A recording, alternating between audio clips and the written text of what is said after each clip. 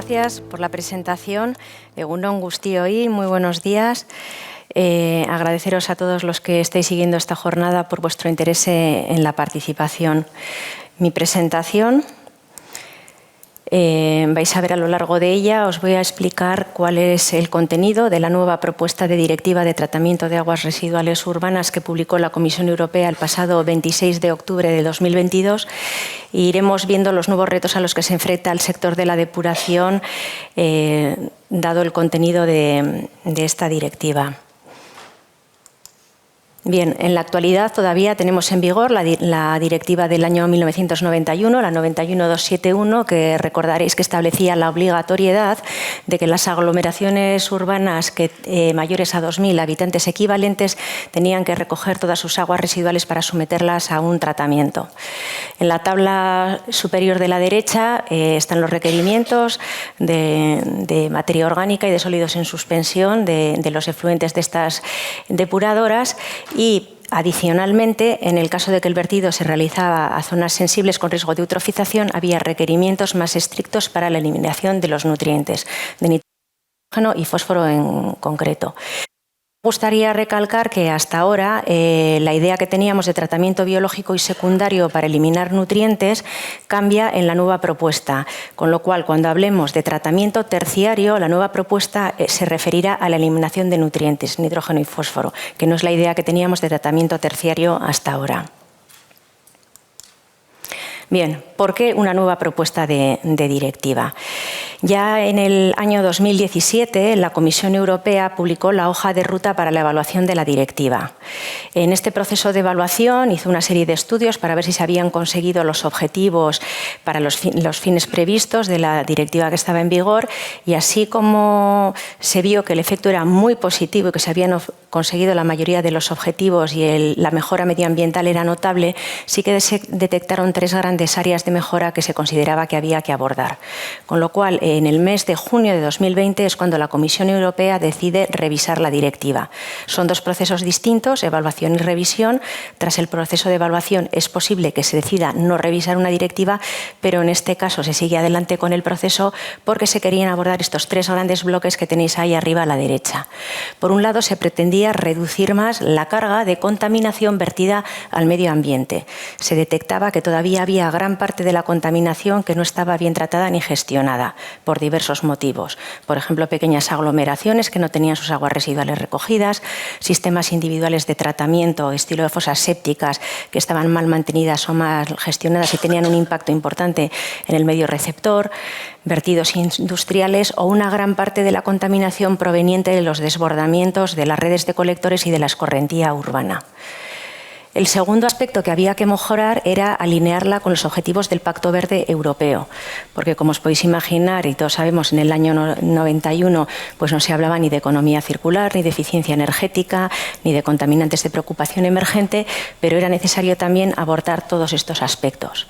Y por último, también se detectaba que había un nivel desigual de gobernanza, con lo cual la nueva propuesta va a incluir aspectos de gobernanza relacionados, por ejemplo, con la información al público, con la transparencia, la responsabilidad ampliada del productor, que luego os explicaré en qué consiste y cómo está orientada en la propuesta, y el acceso al saneamiento, por ejemplo. Para abordar estos tres grandes bloques, sí que la Comisión tenía claro que el éxito de la implantación de una directiva es que sea fácil de entender y de implantar. Con lo cual, no quiso hacer una propuesta que partiera desde cero completamente distinta al escenario que tenemos ahora, y siguiendo el esquema de la directiva actual, aumentó el número de artículos de 20, que es la actualidad, a 35, y de los tres anexos que tenemos ahora a 8. Entonces, hay muchos artículos que son nuevos y hay otros que son parecidos a la directiva actual, pero que aumentan en gran manera su contenido. Una cosa que presenta la nueva propuesta y que hasta ahora pues, empieza a existir ya en todas las directivas nuevas son los actos delegados. La nueva propuesta tiene 12 actos delegados. ¿Y en qué consisten? El artículo 27 de la directiva da poderes a la Comisión Europea para adoptar este tipo de actos. Y lo que hacen es dar a la Comisión capacidad de modificar o hacer cambios en la propuesta que ya está aprobada, en porcentajes de eliminación, en valores máximos de emisión, en metodologías, etcétera, con idea de adaptarse al progreso científico y técnico. Cosa que está bastante bien, dicho así, pero es cierto que el acto delegado no necesita una transposición y normalmente tiene que implantarse, es muy rápida la implantación, la obligatoriedad de adoptar estas acciones. Y claro, la inflexibilidad de nuestras infraestructuras y las depuradoras, pues ya sabéis cómo es, no se puede cambiar de la noche a la mañana un valor máximo de emisión de fósforo, por ejemplo, al medio, un porcentaje de reutilización. Entonces es una cosa, bueno, pues que inquieta un poco al sector. Os he puesto aquí las principales fechas. La publicación fue el 26 de octubre de 22 y el calendario de aplicación es progresivo desde 2025 hasta 2040. Iréis viendo a lo largo del articulado para distintos objetivos o porcentajes, cada 5 en 5 años pues, plantea una serie de hitos. Las negociaciones entre el Parlamento y el Consejo han estado realizándose a lo largo ahora del año 2023 y en este momento, casualmente en el mes de noviembre, se inicia la fase de trílogos, del diálogo tripartito entre las 3 entidades europeas que están al cargo de este proceso legislativo, que luego os voy a explicar un poco con más detalle. Parece que hay bastante prisa en sacar esta directiva antes de las elecciones europeas, que serán a mediados del año que viene, con lo cual probablemente conoceremos el texto definitivo de la directiva a finales de febrero de 2024. Teniendo en cuenta que luego lleva una tramitación administrativa y habrá que traducirla a los distintos idiomas de los Estados miembros, posiblemente la entrada en vigor sería a finales del verano de 2024. La transposición habitualmente lleva unos 2 años, pero sí que en la propuesta que hace el Consejo se pide una ampliación en 1 año más para poder transponerla. Entonces ahí quedará entre 2 o 3 años aproximadamente.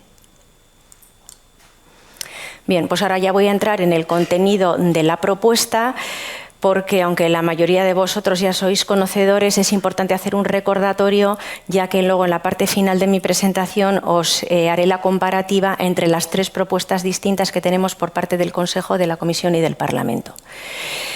Bien, el artículo 3 sobre la construcción de los sistemas de colectores para recoger las aguas residuales urbanas aumenta el alcance hasta las aglomeraciones mayores a 1.000 habitantes equivalentes. Ya os he comentado antes que la directiva actual es hasta 2.000 y ahora ya se propone que para el 31 de diciembre de 2030 las aglomeraciones mayores a 1.000 habitantes equivalentes tengan recogidas sus aguas residuales.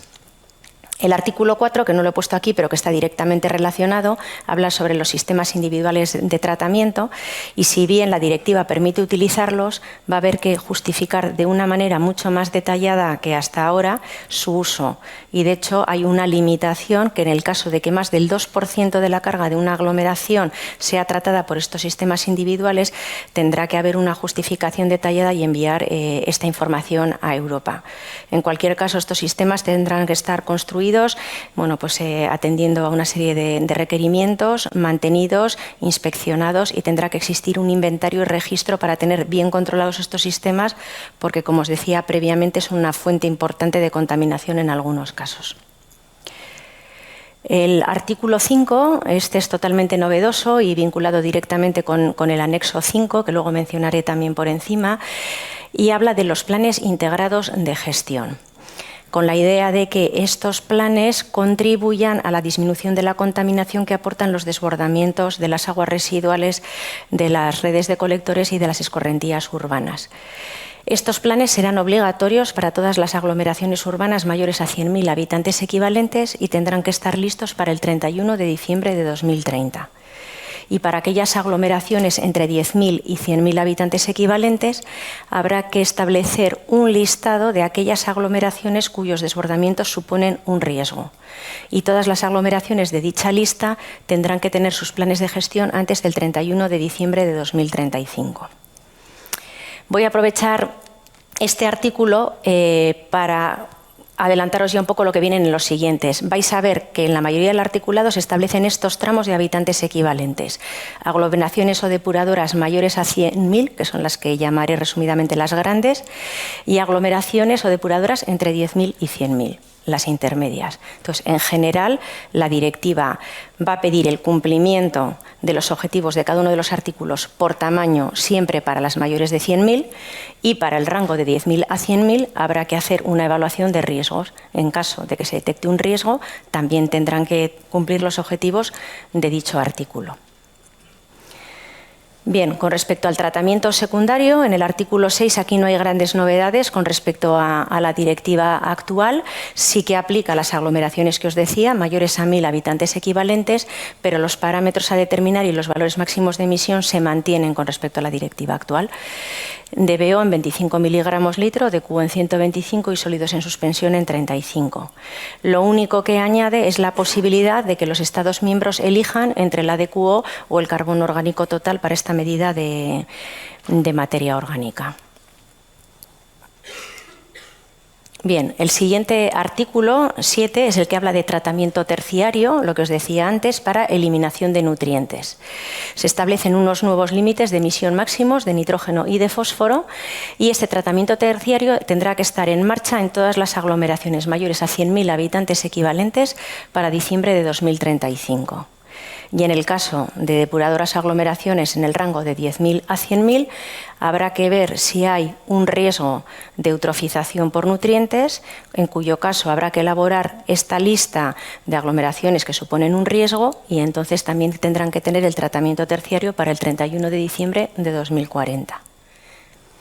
Con respecto a los límites, que estos van en una tabla del anexo 1 de la propuesta, a la izquierda tenéis las limitaciones actuales de fósforo y de nitrógeno, de 1 y 2 y de 10 y 15, y en la propuesta de la Comisión estos límites bajan a 0,5 de fósforo y a 6 de nitrógeno total, e independientemente del tamaño de la aglomeración. Como veis, son valores de nutrientes muy bajos, que en muchos casos va a ser complicado llegar a ellos. En este sentido, recalcar que durante todo el proceso es cierto que las asociaciones de operadores, nosotros a través de AER, la Asociación Española de Abastecimiento y Saneamiento, y también a través de EURO, la Federación Europea a la que yo pertenezco, hemos tenido posibilidad de dar nuestro input, nuestra opinión y proponer enmiendas al texto de la Comisión. Entonces, hemos peleado bastante por modificar estos límites y hacer otras propuestas que aseguren una gestión, un equilibrio para la eliminación de nutrientes, que efectivamente cuando sea necesario eliminarlos porque hay un problema en el medio receptor habrá que reducirlos hasta los valores en que sea necesario, pero en el caso, por ejemplo, de que el agua posteriormente sea regenerada para reutilización agrícola o que el vertido sea a zonas costeras expuestas sin riesgo de eutrofización en el que los nutrientes no suponen ningún problema, pues que los requerimientos de eliminación no fueran tan estrictos, porque al final es un coste energético muy elevado, necesita muchos recursos, aumenta la huella de carbono, muchos reactivos sin el consecuente beneficio medioambiental. Esto, ya veréis, ha sido un tema muy de debate en todas las negociaciones y luego os diré en qué valores de nutrientes nos estamos moviendo y a ver en qué queda la propuesta final. Lo que sí que pedíamos también en general en este artículo y en todos es la ampliación de plazos, porque pues, bueno, tal y como están ahora en la propuesta de la Comisión va a ser muy complicado llegar a lo que se nos propone. Bien, el artículo 8 sobre el tratamiento cuaternario, esto es totalmente novedoso y es para la eliminación de microcontaminantes. El tratamiento cuaternario y lo mismo, los rangos de tamaños de depuradoras, igual que os he comentado antes, será obligatorio para todas las depuradoras grandes, mayores a 100.000 habitantes equivalentes y para el rango de 10.000 a 100.000 siempre que se detecte que hay un riesgo de acumulación de microcontaminantes en el medio. Depuradoras grandes lo tendrán que tener en marcha para diciembre del 35 y las depuradoras del listado que se encuentran en riesgo para diciembre de 2040. ¿Qué se pide de este tratamiento cuaternario? Pues un porcentaje mínimo de un 80% de reducción de una serie de sustancias que vienen en una lista relacionadas principalmente con el sector farmacéutico y cosmético. La Comisión Europea hizo un estudio de los contaminantes mayoritarios en las aguas residuales y se vio que más de un 80% era un aporte de productos del sector farmacéutico y cosmético. Entonces, los indicadores del funcionamiento de este tratamiento cuaternario van a ir asociados a esta lista de sustancias. Están divididas en dos categorías, es un listado de 12, pero bueno, realmente son 13 porque en alguna de las filas hay algún compuesto más y habrá que elegir mínimo un número de la categoría 1 y mínimo del 2, un total de 6 en las que habrá que evaluar el porcentaje de eliminación. Una cosa que os comentaré posteriormente, pero que está relacionada con el cuaternario, es la responsabilidad ampliada del productor. Es un mecanismo que todavía en el sector de aguas no se estaba utilizando, es novedoso, pero ya está muy implantado en el sector de residuos para los envases, por ejemplo. De modo que el productor de un envase o de un producto que produce un daño medioambiental y que luego hay que eliminarlo o reciclarlo, tiene que pagar por la cantidad de producto que pone en el mercado y ese dinero luego se utiliza para financiar el reciclado del producto o, en este caso, los costes de eliminación en el tratamiento cuaternario. Por lo tanto, el sector farmacéutico y cosmético tendrán que financiar la instalación de estos tratamientos cuaternarios, así como también los costos de operación y de control analítico de los mismos. Es un tema que ha sido bastante polémico, como os podéis imaginar. El sector farmacéutico y cosmético no es que esté tampoco muy contento, porque creen que en las aguas residuales hay muchas otras cosas que no son solo las de su sector y que van a financiar los cuaternarios para eliminar muchos otros microcontaminantes que no les afectan a ellos. Pero bueno, aquí hay bastante debate y es un tema que a nivel de la transposición habrá que definir claramente cómo hacerlo, porque es un tema bastante complicado. Bien, ya para terminar con el cuaternario, priorizar las inversiones donde haya más riesgo, pues es un poco la idea que os decía que hemos defendido tanto desde AEAS como desde Euro, pero en general en el terciario y en el cuaternario, porque no parece lógico que simplemente por tamaño de depuradora sea obligatorio aplicar estos tratamientos, sino que era más adecuado un enfoque basado en el riesgo y poder priorizar las inversiones. Quizás haya depuradoras grandes mayores a 100.000 que no tengan un riesgo de acumulación de microcontaminantes y que no necesitarían un cuaternario y, sin embargo, sí otras de la lista. Pero bueno, parece que en la propuesta final para depuradoras grandes mayores a 100.000 va a ser obligatorio sí o sí.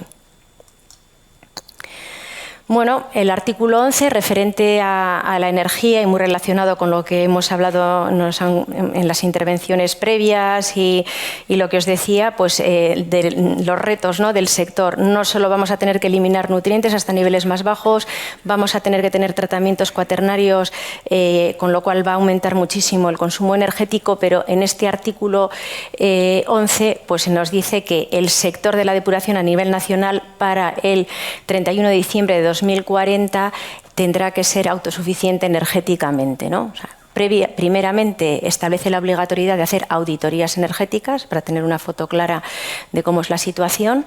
Antes del 31 de diciembre de 2025 las auditorías energéticas serán obligatorias para las depuradoras y sistemas de colectores que tratan más de 100.000 habitantes equivalentes y antes de diciembre de 2030 las del rango 10.000 a 100.000. Y como veis a la derecha, bueno, pues antes de diciembre de 2030 la energía renovable producida en las instalaciones tendrá que ser mayor o igual al 50% de la energía que utilizamos. Para 2035 tendrá que ser mayor o igual al 75% para llegar a la autosuficiencia al 100% en 31 de diciembre de 2040.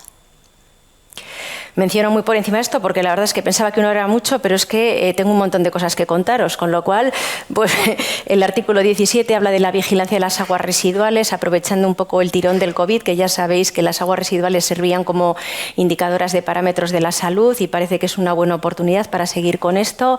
Habla de que en momentos de emergencia sanitaria habrá que analizar el SARS-CoV-2 con sus variantes, pero ya deja abierta la puerta a otros virus, el polio, la gripe, etcétera. Se establecerá una plataforma con autoridades sanitarias para definir en cada momento qué parámetros hay que seguir en las aguas residuales y también habrá que controlar la resistencia a los antibióticos para aglomeraciones mayores a 100.000 habitantes equivalentes al menos 2 veces al año. El artículo 21 del monitoreo y control, bueno, pues aquí el listado de todo lo que va a haber que medir y controlar es enorme. Por un lado, por supuesto, los vertidos de las depuradoras, que se cumplen los requisitos del terciario y del cuaternario, cargas, caudales, la cantidad, composición y destino de los fangos, las emisiones de gases de efecto invernadero, la energía producida, la energía consumida, los desbordamientos, los microplásticos en el fango y una lista enorme de contaminantes para comprobar que todos los parámetros que figuran, pues tanto en la Directiva Marco del Agua, en la Directiva de Prioritarias y Normas de Calidad Ambiental, en el registro EPRTR, etcétera, muchísimos, pues se van a monitorear, que incluye también los microplásticos en aguas. La frecuencia para aglomeraciones grandes mínimo de 2 muestras al año y para el rango de 10.000 a 100.000 mínimo 1 muestra al año. Muy rápido, este artículo 18, evaluación y gestión del riesgo. Aquí no hay tantos datos y tantas fechas, pero el mensaje es importante. Estos requerimientos que os he dicho para determinadas aglomeraciones y depuradoras, si en un momento se detecta un riesgo relacionado con la calidad de unas captaciones de agua de consumo que estén aguas abajo, por ejemplo, de una depuradora, o con aguas de baño, o con el estado ecológico de las masas de agua, con actividades de acuicultura, en estos casos habrá que adaptar medidas con requerimientos más estrictos que los que he comentado. O sea, por ejemplo, por simplificar, si un sistema individual de tratamiento no tendría que hacer un terciario de nutrientes, como nos dice el artículo 7, pero debajo de él hay un problema de eutrofización y está produciendo un problema y se detecta un riesgo, pues sí que entonces tendría que aplicar esos tratamientos más rigurosos. Los riesgos habrá que revisarlos cada 5 años.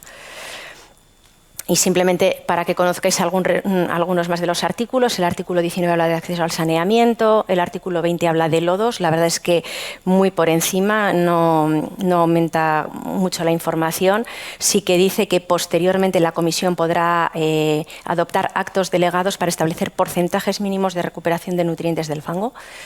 El artículo 22 es sobre la información del control de la ejecución que habrá que reportar a Europa periódicamente. Artículo 23 sobre programas nacionales de ejecución. Esto es muy importante porque aquí habrá que identificar y establecer claramente qué inversiones se van a hacer y hablar de la estrategia de financiación, cosa que va a ser muy importante para poder acometer todas estas inversiones que vamos a tener que hacer. El artículo 24 es sobre información al público y transparencia y el artículo 27 es el que os comentaba, que habla del ejercicio de delegación que le da poderes a la Comisión para adoptar los actos delegados. Bueno, pues por cambiar un poco de tercio, amenizaros la presentación, he puesto cuáles son los principales pasos de un procedimiento legislativo ordinario y dónde nos encontramos hasta ahora. A la izquierda del todo tenéis el 26 de octubre de 2022, que es cuando la Comisión Europea publica su propuesta. Y entonces, en este momento, el Parlamento Europeo, que es lo que he puesto en la línea de arriba, y el Consejo de la Unión Europea se ponen en marcha a revisar esta propuesta y empiezan a proponer enmiendas y modificaciones a esta propuesta. Por parte del Parlamento Europeo, en la fila de arriba, bueno, pues ahí están los europarlamentarios. Cuando se les asigna este expediente, se coge uno de ellos, el relator principal del expediente, que en este caso ha sido un finlandés, el señor Torvalds, y él tiene un grupo de relatores que se llaman en la sombra, que le asesoran. Y empiezan a trabajar con una serie de enmiendas, tienen que llegar a un compromiso para que salga un texto consensuado del Parlamento. Entonces, en el Comité ENVI del Parlamento Europeo, el 20 de septiembre de 2023, llegaron a un acuerdo para estas enmiendas de compromiso y posteriormente llevaron a votación en el Pleno del Parlamento y se aprobó en el 5 de octubre del 23. Es verdad que en el Parlamento ha habido muchísimas prisas y tenían ganas de sacar este expediente adelante antes de que llegaran las elecciones europeas. De hecho, el relator ya no repite para las siguientes elecciones y tenían interés en hacerlo de manera bastante rápida. Estos puntos rojos que os he puesto con altavoces son en todos los pasos del proceso donde ha habido posibilidad de hacer propuestas de enmiendas, posición, explicar si necesitaban los parlamentarios por qué las justificaciones de lo que estábamos diciendo, incluso proponer recomendaciones de voto por parte del sector. Bien, en la parte de abajo han sido los pasos que hemos tenido en el Consejo de la Unión Europea. Ya sabéis que la presidencia es rotatoria. El primer semestre de 2023 estuvo a cargo de Bélgica y tampoco tuvo mucha prisa en avanzar este expediente, y el 1 de julio le pasó todos los trastos a España, y el verano la verdad es que ha sido muy, muy intenso porque, vista la prisa que había en el Parlamento, el Consejo también quería avanzar. Y el 16 de de octubre de 2023, en un Consejo de Ministros de la Unión Europea que hubo, pues se aprobó la aproximación general del Consejo. Con lo cual, en este momento, ¿en qué situación nos encontramos? Pues en este embudo en el que tenemos tres propuestas, la propuesta de la Comisión, la del Parlamento y la del Consejo. Ahora ha empezado el diálogo entre las tres partes para llegar a un acuerdo, con la idea que os comentaba de tener el texto legislativo en febrero del 24. Entonces ahora, y muy por encima, no voy a entrar al detalle, pero os voy a decir las cosas más importantes que cambian con respecto a la propuesta inicial de la Comisión, que es la de la izquierda, la del Parlamento y la del Consejo. El texto final será un compromiso entre las tres. No sabemos dónde va a quedar. Con respecto a los sistemas de colectores que os decía que la Comisión propone que sea para aglomeraciones mayores a 1.000 habitantes equivalentes, el Parlamento lo rebaja todavía más, a aglomeraciones de 750. Sin embargo, el Consejo propone que sea a partir de 1.250 habitantes equivalentes, con lo cual ya veis que unos tiran para más abajo, más arriba, para llegar a un equilibrio. En muchos casos es posible que nos quedemos en la propuesta de la Comisión. Sí que se va a repetir, en general, que la posición del Parlamento es bastante similar en cuanto a plazos de tiempo a la de la Comisión y va a ser, en algunos casos, algo más flexible, dándonos 2 o 3 años más. En otros casos, pues a cambio igual de subir un rango o un umbral, es incluso más estricta. La posición del Consejo, que es en la que han estado los Estados miembros negociando, en general es una propuesta como mucho más flexible y bastante más alineada con la posición del sector.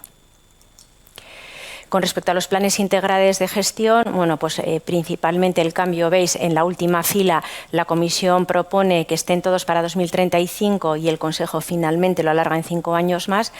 Y también hay un poco de disparidad entre el porcentaje máximo de desbordamientos admisible para que esta aglomeración esté en riesgo o no y tenga que poner en marcha sus planes integrados de gestión para el rango de 10.000 a 100.000 habitantes equivalentes. Relacionado con el artículo 5 y el anexo 5, este ha sido también un tema muy polémico. El anexo 5 habla del contenido de los planes integrales de gestión. Y aquí se habla de que hay que llegar a un objetivo de reducción indicativo del 1% en la propuesta de la Comisión. En la propuesta del Parlamento lo llama aproximado y en la del Consejo dice que debe ser bajo, pero preferentemente menor a 2. Este objetivo ha sido muy polémico porque es muy bajo y muy difícil de conseguir y no está clara la manera de redactarlo para que no sea realmente algo obligatorio, pero que sí que dé una indicación de que el valor tiene que ser muy bajo. ¿Qué tiene de bueno aquí la postura del Parlamento? Pues que la obligatoriedad y las fechas tope no son para llegar a ese objetivo indicativo, sino que es para implantar las medidas que identifiquemos en los planes integrados de gestión para llegar a ese objetivo, con lo cual es bastante más flexible que la propuesta de la Comisión y del Consejo. Con respecto al tratamiento terciario, bueno, pues aquí bailan un poco los rangos. Veis que el Consejo propone estos tratamientos terciarios ya para depuradoras mayores a 150.000 habitantes equivalentes, quiere subir un poco más el rango para que no se vean afectadas tantas depuradoras y establece una serie de porcentajes intermedios, 20%, 60 y 100, para hacerlo de manera más paulatina. Y lo que sí que ha incluido, que es muy interesante, es una extensión adicional de 5 años para todas aquellas depuradoras que estén en construcción con una remodelación importante del terciario o en marcha y que se encargaron. No es antes, es desde diciembre de 2020 y antes de la entrada en vigor de la directiva. Y el anexo 1, tabla 2, es donde están los valores de nutrientes relacionados con el artículo anterior. Bueno, pues en principio la propuesta de la Comisión, que nos hablaba de 0,5 y de 6 de fósforo, el Parlamento todavía quiere bajar más el fósforo a 0,2, lo cual es una locura, y el nitrógeno total lo hace más flexible a 8. La postura del Consejo ya es bastante más razonable y propone mantener los tramos, como la directiva actual, para las grandes y para las medianas, y bueno, pues ya tiene unos límites, propone fósforo total 0,5 y 1 y nitrógeno total 8 y 10. Con respecto al cuaternario, vuelve a haber un baile de cifras en los habitantes equivalentes y el Consejo propone que el cuaternario solo sea obligatorio para aglomeraciones mayores a 200.000 habitantes equivalentes. Establece también una progresión en el tiempo para implantar los cuaternarios y el Parlamento pues lo hace un poco más complicado porque establece otro tramo de tamaño de aglomeración para hacer el listado de las aglomeraciones o depuradoras en riesgo. van cambiando los años, pero con respecto a la Comisión, veis, el Consejo lo alarga aproximadamente en 5 años y el Parlamento, pues a cambio de hacer más flexibles los rangos y la implementación, pues lo pide para finales o mediados de 2039, un año menos que la Comisión. Estas son las categorías de sustancias que os he enseñado que hay que eliminar en el cuaternario y no hay grandes cambios, salvo que el Parlamento nos ha añadido una propuesta de nueva categoría a eliminar, en el que están el telmisartán, bisfenol, betaestradiol y el PFOS, y que dice que sería obligatorio eliminar todas estas sustancias y llegar al mínimo del 80%. Bueno, ya veremos en qué queda, pero la verdad es que complicado.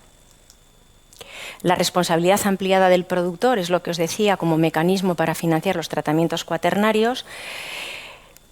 Son relativamente similares, pero ahí el Parlamento ha insistido mucho en que no solo sea el sector farmacéutico y cosmético el que tenga que aportar. Entonces, establece un porcentaje mínimo, un 20%, que sea financiado por fondos nacionales. Y sí que hay un matiz importante, que os lo he marcado en amarillo, que estos productores existe la posibilidad de una exoneración si ponen en el mercado menos de 2 toneladas de producto al año. Eso lo dice la Comisión y el Parlamento. El Consejo ha sido más cuidadoso y con acierto y pone menos de 1 tonelada de sustancia. Porque efectivamente, imaginaros, por ejemplo, 1 litro de champú, el principio activo es una cantidad muchísimo más pequeña y no tiene sentido pagar por 1 litro de producto cuando realmente la sustancia que puede producir toxicidad ambiental es una parte, un peso muy pequeño del peso total del producto. Con respecto a la neutralidad energética, bueno, pues las 3 propuestas cambian un poco el alcance de la auditoría, pero son pequeños detalles similares. Y bueno, ya veis que se aumenta un poco las fechas tope. El Consejo da 5 años más que la Comisión. Y con respecto a los porcentajes de energía que os comentaba, que como veis en la propuesta de la Comisión hay que llegar al 100% de generación para 2040, aquí la postura del Parlamento permite una flexibilidad que va a ser importante, que permite comprar energía de fuentes externas renovables si una vez implantadas y puesta en marcha todas las medidas que se han detectado en las auditorías energéticas no te permiten llegar al 100%. Lo que sí que preocupa un poco más es que pide neutralidad climática para 2050. Entonces, así como la propuesta de la Comisión habla de emisiones, de monitorear los gases de efecto invernadero, reportarlos, etcétera, pero no da fechas concretas para conseguir ningún objetivo, pues en la propuesta del Parlamento sí que ya pone 2050 para llegar también a la neutralidad climática. Y la posición del Consejo abre la posibilidad de compra con un máximo del 30% de las necesidades, pero ya no son de fuentes renovables, sino de todo tipo de fuentes de energía. Y bien, bueno, pues ya finalizo. En este momento nos encontramos con un poco de incertidumbre, claro está, porque no sabemos en qué quedará el texto final y estas negociaciones, pero bueno, pues a la espera de que poco después de las Navidades, pues igual tengamos ya un poco más de luz de exactamente a qué nos vamos a enfrentar durante los próximos años. Y muchísimas gracias por vuestra atención.